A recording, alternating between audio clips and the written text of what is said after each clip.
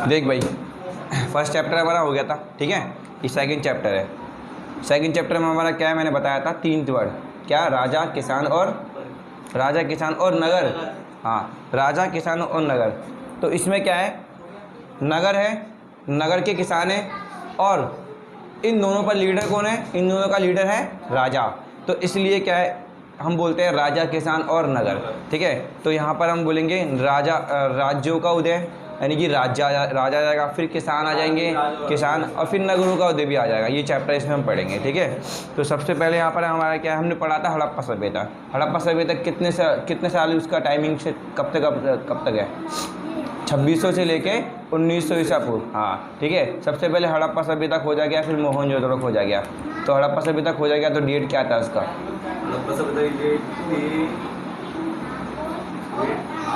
1921, और उसके बाद उसका क्या था 1922। हड़प्पा सभ्यता 1875 में खोज। तो ठीक है, और वैसे अगर बोला जाए तो खुदाई का प्रमाण अगर हम देखते हैं तो वो हमारा कब है, वो हमारा 1875 है। हाँ, तो ये वाला चैप्टर जो है ना, ये वाला चैप्टर क्या है, हड़प्पा सभ्यता के बाद की बात है, यानी कि हड़प्पा सभ्यता खत्म हो गया, सबसे पुरानी सभ्यता थी, ठीक है, ये है। उसके बाद, हाँ, उसके बाद क्या हुआ, उसके बाद ये हुआ कि नई नई चीज़ें आई। तो सिंधु नदी के तट पर बसे लोग जो हैं, जो सिंधु नदी के तट पर लोग बसे थे वहाँ, ठीक है, हाँ, बसे लोगों द्वारा ऋग्वेद की रचना की गई थी।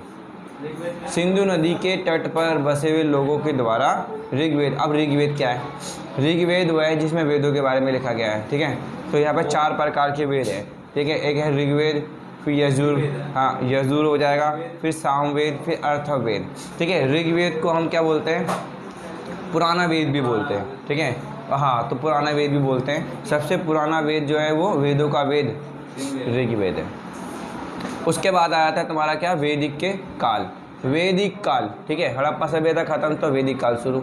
अब वैदिक काल क्या है, वैदिक काल के भी 2 भाग हैं, एक है ऋग्वेदिक काल और एक है उत्तर वैदिक काल। जो ऋग्वेदिक काल है वो ये है कि पुराना काल जो ऋग्वेद का है, उसमें जो टाइमिंग है वो 1500 ईसा पूर्व से लेके 1000 ईसा पूर्व, और जो उत्तर वैदिक काल का टाइम है वो है 1000 ईसा पूर्व से लेके 500 ईसा पूर्व। तो 500 का डिफरेंट है।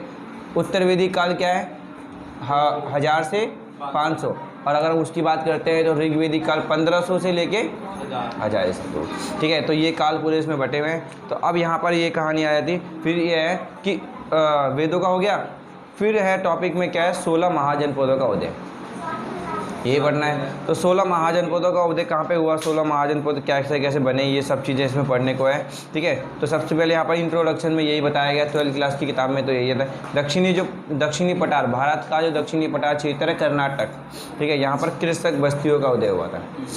कृषक बस्तियों का उदय, कृषक बस्तियाँ कौन सी बस्ती होती हैं, किसानों की जो बस्तियाँ हैं। हाँ, फिर मोहनजोदड़ो के बारे में जो पता चला है वो किससे पता चला है, बौद्ध ग्रंथों से पता चला है, मोहनजोदड़ो के बारे में, ठीक है। फिर उसके बाद आता है तुम्हारा पूर्वी भारत की बात करें तो भारत के पूर्वी भाग में हमारा बिंदुसार, अजातशत्रु, नंदवंश और मौर्य वंश ऐसे राजाओं का राज रहा है, ठीक है। तो ये रहे। तो बिंबिसार कौन था, बिंबिसार था मगध के संस्थापक, हाँ, हर्यक वंश से संबंधित था, ठीक है। इसने इसकी मगध की स्थापना किया था, ठीक है। फिर इंट्रोडक्शन में यहाँ पर एक लाइन आती है जो एग्जाम में पक्का 100% आती है, 6वीं शताब्दी को महत्वपूर्ण काल क्यों कहा जाता है, क्योंकि इस टाइम पे जैन धर्म का उदय हुआ, इस टाइम पे बौद्ध धर्म का उदय हुआ, नए राज्यों का उदय हुआ, सिक्कों का प्रचलन, लोहे का प्रयोग, ये सब शुरू हुआ। इसीलिए इस काल में बहुत सारी चीज़ें आई हैं, ठीक है। तो हम इसको महत्वपूर्ण काल बोलते हैं। समझ में आ गया, ये इंट्रोडक्शन का पार्ट समझ में आ गया। ये पूरा इंट्रोडक्शन है सिर्फ, इसमें ना 1 नंबर से लेके 2 नंबर तक के सारे क्वेश्चन हैं जो मैंने बताया। महत्वपूर्ण काल क्यों है, ठीक है, और हर्यक वंश का कौन सा बताया, वैदिक काल के 2 भाग बताया मैंने, ये MCQ में आ जाता है। डेट क्या है, उत्तर वैदिक काल का क्या टाइमिंग है और वैदिक काल का क्या टाइमिंग है, ये सब 1 से 2 नंबर का MCQ वाला पार्ट है। फिर इसके बाद चैप्टर में ये कि महाजनपद, 16 महाजनपदों का उदय, ठीक है। सेकंड चैप्टर में यही कहानी पढ़नी है, महाजनपद, 16 महाजनपद। 16 महाजनपद से पहले हम पढ़ते हैं क्या, जनपद। तो जनपद क्या है, 1 जनपद, 2 जनपद, ऐसे करके 16 है। इन 16 को मिला देते हैं तो क्या बन जाता है, महाजनपद बन जाता है, ठीक है। इनमें सबसे शक्तिशाली जनपद कौन सा था, मगध, हाँ, मगध था। शक्तिशाली जनपद। अब जनपद क्या होता है? जनपद का मतलब है, जन मतलब होता है जन और पद मतलब स्थान। वह स्थान जहाँ पर जनता निवास करती है उस स्थान को जनपद कहते हैं। ये 1 नंबर का कॉन्सेप्ट ये भी है, आने को एमसीक्यू में आ जाता है। ठीक है, प्रत्येक जनपद का एक राजकुमार हुआ करता था, बताया था मैंने, जिसको आज के टाइम पे हम क्या बोलते हैं? गवर्नर बोलते हैं। तो पहले राजा वगैरह शादी कर लेते थे तो जनपदों में क्या राजकुमारों की नियुक्ति कर लेते थे। और आज क्या है? आज राष्ट्रपति गवर्नर की नियुक्ति करता है। एक राज्य का गवर्नर, हर राज्य के गवर्नर होते हैं। ठीक है, ऐसे ये तुम्हारा जनपदों का कॉन्सेप्ट हो गया। फिर जनपदों का पता हमें कैसे पता चला? बुद्ध ग्रंथ से, बौद्ध ग्रंथ से हमें पता चला। ठीक है, अशोक महान के बारे में हमें पढ़ने से पता चला, जनपदों के बारे में। ठीक है, कुछ जनपद यहाँ पर हैं, सुने यहाँ वज्जी हो गया, मगध हो गया, कौशल हो गया, कुरु, पांचाल, गांधार, ये सारे ऐसे जनपद हैं जो गंगा और यमुना नदी की घाटी पर स्थित है। गंगा और यमुना नदी की घाटी पर, ये नदी की घाटी पर स्थित है ये जनपद जो मैंने बताया। वज्जी, मगध, ठीक है, हाँ, कौशल, कुरु, पांचाल और गांधार। ठीक है, फिर यह है कि कई जनपदों को हम क्या बोलते थे? गण और संघ कहते थे। अब गण का मतलब क्या है? जिसमें लोगों का राज होता है। संघ मतलब क्या है? जिसमें एक से अधिक राजाओं का राज होता था। ठीक है, हाँ, तो ऐसे ही यहाँ पर क्या है? जो महावीर जैन है वो गण राज्यों से संबंधित है, यानी कि गण जनपद से संबंधित, ऐसे बोल सकते हैं। ठीक है, उसका एक एग्जाम्पल है, एक कौन सा है? वज्जी। वज्जी जो संघ है, वज्जी एक ऐसा जनपद है जो गण राज्य है ना। हाँ, वज्जी का एक एग्जाम्पल हो गया जो गण है। तो मैंने बताया जनपदों को गण और संघ कहते थे ना। संघ का मतलब हो गया एक से अधिक राजाओं का एक जनपद पर राज होना। ठीक है, ऐसा। फिर यहाँ पर अब टॉपिक है मगध साम्राज्य का उदय। अब मगध साम्राज्य के बारे में ये है, सबसे पहला संस्थापक है बिंबिसार, जो हर्यक वंश का संस्थापक था। 544 ईसा पूर्व में इसकी स्थापना, इसने अपने वंश की स्थापना किया था। किसको मार के किया था? इसने मारा था कुरु, वो जो तुम्हारा वो था, क्या नाम है, कर्ण का जो राज्य था अंग के राजा वृहदत्त को हराकर किसकी स्थापना की गई थी? हर्यक वंश की स्थापना की गई। हाँ, 15 वर्ष की आयु में राजा बना था। कौन बने थे 15 वर्ष की आयु में? बिंबिसार बने थे। 52 साल तक राज किया था। ठीक है, 4 इन्होंने शादियाँ, 4 इन्होंने विवाह किया। विवाह इन्होंने 4 क्यों किया? क्योंकि मगध को चारों तरफ से बचाना था। तो कौशल की रानी से विवाह किया तो कांसी दहेज में मिल गया था। हाँ, ठीक है, उसके बाद जो मगध है वो पश्चिमी रूप से सुरक्षित हो गया। फिर उसके बाद वज्जी से डर था मगध को कि हमला ना कर दे, तो वज्जी की रानी से विवाह किया, उत्तर से क्या हो गया? मगध सुरक्षित हो गया। फिर बिंबिसार ने अंग के राजा वृहदत्त को हराया, तो यहाँ से हमारा अंग जो है, अंग से भी हम क्या हो गए? सुरक्षित हो गए। फिर अजातशत्रु कौन था? बिंबिसार का बेटा। ठीक है, ये क्या करता है? ये अपने ही जो पिता है उनकी हत्या करके अपने ही और जो सारा राजपाट है वो अपने हाथों में ले लेता है। ठीक है, तो अजातशत्रु क्या करता है? जैसे ही अजातशत्रु अपने पिता की हत्या कर देता है, उस दौरान क्या होता है कि कौशल जो काशी जो दिया गया था, कौशल के राजा काशी वापस छीन लेता है।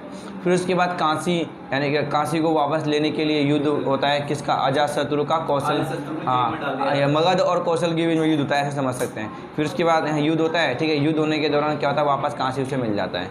ठीक है, युद्ध में क्या होता है? वो हार जाता है। कौन हार जाता है? अजातशत्रु हार जाता है। तो अजातशत्रु जब हार जाता है तो उसको क्या करते हैं? जेल में डाल देते हैं।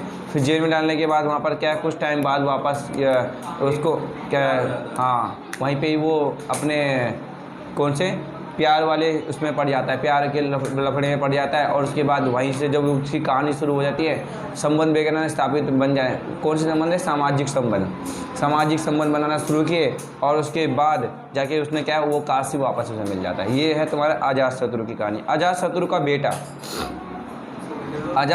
बेटा होता है। अजातशत्रु के, हाँ, ये भी टाइम है कि अजातशत्रु जब था, इसने क्या किया था? मगध की जो राजधानी थी क्या थी? गिरिब्रिज को बदलकर राजगिरे कर दिया था। तो यानी कि हर्यक वंश के टाइम पर गिरिब्रिज थी और उसके बेटे के टाइम पर राजगिरे हो गई। और अब राजगिरे जो है, अब अजातशत्रु का बेटा उदायन क्या करता है? अपने ही पिता की हत्या करके गिरिब्रिज राज जो गिरे है, राजगिरे से पाटलिपुत्र की राजधानी बनाता है, और क्योंकि पाटलिपुत्र को स्थापित करने वाला भी वही होता है, उदयन। हाँ, जिसे हम आज पटना बोलते हैं। तो पाटली ग्राम की स्थापना उदयन द्वारा की गई है, जो अजातशत्रु का बेटा था। और लेकिन अशोक चेंज नहीं करता उसको है, अशोक उसको चेंज नहीं करता, सेम रखता है। ठीक है, यहाँ तक की स्टोरी मैंने बताई थी तुम्हें। फिर आता है शिशुनाग वंश। शिशुनाग वंश में क्या है, अंतिम राजा नंदीवर्धन होता है इसका। फिर आता है नंद वंश। नंद वंश की स्थापना किसने की, महापद्मानंद ने की है, स्थापना उन्होंने की है। अंतिम राजा धनानंद जो है, इसको 321 ईसा पूर्व में 321 ईसा पूर्व में चंद्रगुप्त द्वारा क्या कर दिया था, धनानंद को हराकर मौर्य वंश की स्थापना की जाती है। ठीक है, और फिर इसके बाद आते हैं मौर्य वंश। और मौर्य वंश की जो है यहाँ पर क्या है, मगध की राजधानी मौर्य वंश यानी कि चंद्रगुप्त के काल में पाटलिपुत्र की, मगध की राजधानी। ठीक है, फिर यहाँ पर क्या है, अब यहाँ पर जो चंद्रगुप्त मौर्य ने मेहनत से जो है 16 जनपदों को विजय प्राप्त किया, उसके बाद बहुत बड़ा साम्राज्य उन्होंने अफगानिस्तान तक फैला दिया, बहुत लंबे टाइम तक। ठीक है, तो इन्होंने क्या किया, इन्होंने जैन धर्म को अपनाया। कौन से धर्म को अपनाया, जैन। ठीक है, जैन धर्म को अपनाने के बाद ये शिष्य बन गए जैन के, और उनके बाद इनकी मृत्यु होती है कहाँ पर, जैन गुरु इनको, जैन के जो गुरु है, गुरु उनको कर्नाटक में ले जाते हैं, और कर्नाटक में ले जाने के बाद कर्नाटक में एक जगह है श्रवण बेलगोला नाम की एक जगह है, वहाँ पर इनको क्या है, अन्न को और जल को त्याग कर ये इनकी क्या होती है, मृत्यु आती है, क्योंकि ये जैन धर्म के 5 प्रकार के फास्ट जो है व्रत को अपना लेते हैं। अब यहाँ पर एक और महान राजा के बारे में जानना जरूरी है, सिकंदर। ठीक है, सिकंदर महान के बारे में जानना जरूरी है ना। तो सिकंदर जो थे ना, सिकंदर की लड़ाई पोरस से होती है। सिकंदर जो था मैसेडोनिया का राजा। ठीक है, सिकंदर के गुरु का नाम अरस्तु। ठीक है, अरस्तु से वो राजनीतिक गुरु ज्ञान लेते हैं। और अरस्तु कौन है, अरस्तु है फादर ऑफ पॉलिटिक्स, राजनीति के पिता, राजनीति के पिता कहलाते हैं अरस्तु। ठीक है, जो वहाँ पर क्या है, राजनीतिक ज्ञान देते हैं कि उसको, मैसेडोनिया के जो वो राजा बनता है सिकंदर को। हाँ, उसके बाद आशीर्वाद लेकर विश्व विजय के लिए निकल जाते हैं। ठीक है, जब वो सिकंदर आगे निकलता है तो वो क्या करता है, उसका सपना क्या होता है, भारत विजय। तो भारत पर विजय प्राप्त करने के लिए भाई वहाँ से मैसेडोनिया का सफ़र तय करते पहुँच जाता है। यहाँ पर आता है भारत के उत्तर वाले भाग, उत्तर और पश्चिम वाले भाग में, जहाँ पर ये पड़ती है कौन सी नदी, झेलम। ये झेलम नदी के यहाँ पर रुकता है, और इस झेलम नदी के पास पोरस से उसकी क्या होती है, लड़ाई होती है, क्योंकि झेलम नदी के दूसरे पार होता है पोरस का साम्राज्य पूर्व, और उसके दूसरी तरफ खड़ा होती है सिकंदर की सेना, ये पाकिस्तान। ठीक है, तो वहाँ के साइड में जब वो रुकता है तो वहाँ पर क्या होता है, अब झेलम नदी को पार करके कैसे तैसे करके सिकंदर अपना सपना पूरा कर भी लेता है, भारत पर विजय भी प्राप्त कर लेता है और पोरस को हरा भी देता है। बट भारत पर विजय प्राप्त पूरी तरीके से नहीं, भारत की ज़मीन पर पैर रख लेता है। ठीक है, किसके सपोर्ट से रखता है, वो तक्षशिला का जो राजा होता है, तक्षशिला का राजा अंबी राज के सपोर्ट वगैरह से वो क्या करते हैं, ये मैसेडोनिया की फ़ौज आगे बढ़ती है। ठीक है, तक्षशिला के गुरु थे हमारे, कौन थे, चाणक्य। तो चाणक्य चाहते ही नहीं थे कि आगे बढ़े, तो चाणक्य ने क्या किया था, इनको चाणक्य ने रोकने के लिए पूरी कोशिश की थी। ठीक है, चाणक्य ने भी अपनी पूरी जोर लगाया, पोरस का साथ दिया। ठीक है, अपनी राजनीतिक और कूटनीतिक बेहतरी अपनाया ताकि ये नदी को पार ना कर पाए। पोरस को हरा देता है कैसे तैसे करके, उसके जो राज्य है वहाँ तक पहुँच जाता है वो, और वहाँ पर पहुँचने के बाद पोरस की बहादुरता को देखते हुए, उसकी इतना बहादुर है, उसको राज्य वापस देकर उसको चले जाता है वापस। फिर उसके बाद पोरस सिकंदर का कुछ आता पता नहीं चलता, उसकी मृत्यु कैसे वगैरह होती है, तो कुछ टाइम बाद उसकी मृत्यु हो जाती है, मैसेडोनिया तक नहीं पहुंच पाता, रहस्य में तौर पर मृत्यु होती है। कुछ बोलते हैं मच्छर ने काट लिया, कुछ बोलते हैं बीमार है, कुछ बोलते हैं ज़्यादा मदिरा पान करता था इसलिए मर गया। तो कुछ राज ये नहीं पता कैसे मरते हैं, बट ये पता है कि मृत्यु हो जाती है। फिर उसके बाद क्या है, सिकंदर का एक सेनापति था। ठीक है, एक सेनापति फिलिप था, एक और सेनापति थे। फिलिप के बाद आता है हमारा जो सबसे ज़्यादा खुकार माना जाता है, सिकंदर के साथ था सैल्यूकस निकेटर जो है क्या नाम है, भारत के, हाँ, वो देख लेता है, भारत अपने गुरु बोल सकते हैं, अपने राजा का सपना पूरा करने के लिए निकलता है आगे। ठीक है, और अपना भी स्वार्थ भी है उसका, खुद का भारत पर विजय प्राप्त करना देख लेता है वो, तो वो निकलता है। फिर उसके बाद क्या है, उसको रोकना बहुत ज़रूरी होता है, तो उसकी लड़ाई होती है चंद्रगुप्त से उसकी लड़ाई होती है। चंद्रगुप्त से उसकी जब लड़ाई होती है तो उसके बाद क्या होता है, वो चंद्रगुप्त को सपोर्ट देते हैं, आचार्य चाणक्य कूटनीति राजनीतिक ऐसी शिक्षा देकर उसको क्या करते हैं, हरवा देते हैं, और उसके बाद उससे संधि प्रस्ताव रखते हैं। सिकंदर को क्या नाम है, जो सेल्यूकस निकेटर है, सेल्यूकस निकेटर को हरा देते हैं। ठीक है, सेल्यूकस निकेटर को हराने के बाद उनसे बोलते हैं कि इनसे राजनीतिक संबंध बनाओ और इनकी क्या है, इनकी बेटी से विवाह कर लो। अब विवाह करने के बाद तुम्हें क्या हुआ, जैसे ही उनके विवाह हो जाती है, उनकी बेटी का नाम क्या है, उनकी बेटी का नाम है तुम्हारा हेलिना। हेलिना नाम है, जिसको हम क्या है हिंदी में तुम पढ़ोगे कार्नेलिया, जो कार्नेलिया नाम से फेमस होती है। ठीक है, कार्नेलिया का गीत पढ़ोगे ना, ये सब ये तो ये हेलिना नाम होता है। तो हेलिना से क्या कर लेते हैं, वो शादी कर लेते हैं और उसके बाद उन्हें क्या है, दहेज में भाई बहुत सारी चीज़ें, मकरान हो गया, काबुल हो गया, ठीक है, और हाथी घोड़े ये सब उनको मिल जाता है। किसको, चंद्रगुप्त को। और चंद्रगुप्त का साम्राज्य बहुत बड़ा हो जाता है। हाँ, पोरस और सिकंदर, चंद्रगुप्त के सामने ही लड़ाई हुई थी इन लोगों की। पोरस नहीं, पोरस का और सिकंदर की लड़ाई अलग थी। पोरस की सिकंदर की मृत्यु, पोरस की और उसकी मृत्यु हो जाती है, चंद्रगुप्त बाद में आता, बच्चा होता है उस दौरान, उसको कुछ नहीं पता होता। ये अलग अलग दौर थे दोनों, है ना। तो उसके बाद सेल्यूकस निकेटर का एक खुद का राजदूत होता है, राजदूत क्या नाम होता है उसका, उसका नाम होता है मेगास्थनीज। मेगास्थनीज जो है सेल्यूकस निकेटर का राजदूत होता है। हाँ, अब ये कहानी यहाँ पर क्या, सेल्यूकस निकेटर का राजदूत होता है। जब ये यहाँ पर आता है तो उसके बाद क्या है, ये यहाँ पर आने के बाद मौर्य साम्राज्य की सेना के बारे में बताता है कि उसके पास कितने हैं। जैसे कि यहाँ पर बोल सकते हैं 6 लाख पैदल सैनिक है, ठीक है, और 30,000 घुड़सवार हो गया, 3,000 रथ हो गए और 9,000 हाथी। इतनी बड़ी सेना, ठीक है। अगर हम देखें पूरा तो इतना बड़ा था, वहाँ से अफगानिस्तान से लेते हुए पूरा नीचे का आधा भाग कर्नाटक से काट दे और इधर से थोड़ा सा बाद मणिपुर से काट दे, पूरा साम्राज्य एक व्यक्ति, एक राजा का राज था। इतना बड़ा फैला दिया था चंद्रगुप्त चाणक्य की बदौलत। हमारे चाणक्य गुरु जो रहे उन्होंने ऐसी शिक्षा दिया, इतना बड़ा साम्राज्य मिला है। और बिंदुसार भी नहीं, बिंदुसार भी इसको टिका के रखते हैं। अशोक और फैलाता है, इससे भी ज़्यादा थोड़ा बहुत और वो फैला देता है और साम्राज्य फैलाता है। उसके बाद अशोक की मृत्यु के बाद क्या होता है, जो उसके जो बेटे वगैरह राजा वगैरह बनते हैं वो सब कमज़ोर होते हैं धीरे धीरे। और भी है बेटे और भी थे, मेरे को एक ही नाम याद है, संघमित्रा और महेंद्र। संघमित्रा और महेंद्र बेटा बेटी होते, श्रीलंका भेजते हैं बुद्ध प्रचार के लिए, बुद्ध धर्म को मान लेते हैं। अशोक बुद्ध धर्म को मान लेता है। कलिंग पर विजय प्राप्त करने के बाद हृदय परिवर्तन हो जाता है अशोक का।